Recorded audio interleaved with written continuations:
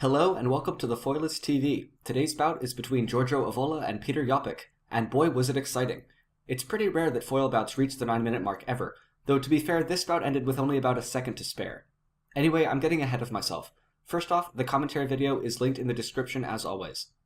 Okay, so why was this bout so long? Well, just look at both fencers. Avola's defense is really strong, and I've already discussed Joppich's amazing counterattacks in my analysis of his bout with Enzo Lafort. These are both fencers who will consistently and easily punish you if you go too fast when you attack. Starting really slow was the only safe option for either of them. Avola has one interesting idiosyncrasy in his fencing. He likes to step forward really cautiously and offer the blade. If his opponent takes the blade but doesn't riposte immediately, he'll often just keep coming forward, still offering the blade.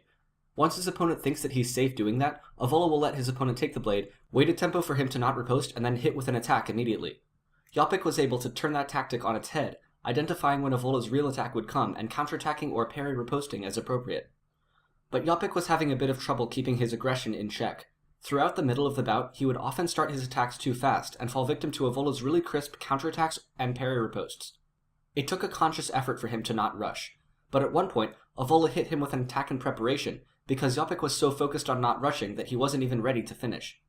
Both fencers lost pretty avoidable touches by going too fast, and by the end both were comfortably and successfully varying their tempo to prevent the other one from counterattacking, but overall it was Joppich who suffered more from rushing. Towards the end, Avola was up in score, and the time was quickly running out for Joppich.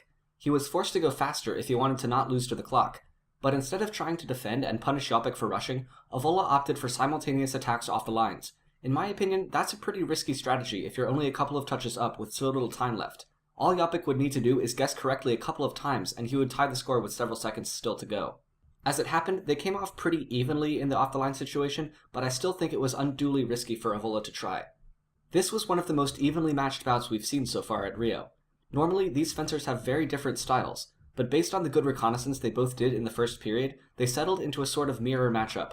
Both fencers were forced to fence slowly and carefully, and both had to struggle with keeping their tempo slow.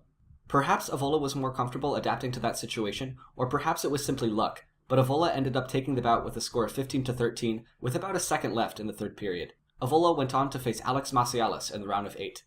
Thank you very much for watching. You can find links to both Fencers Who's Who videos and to my analyses of their previous bouts from the round of 32 on the screen.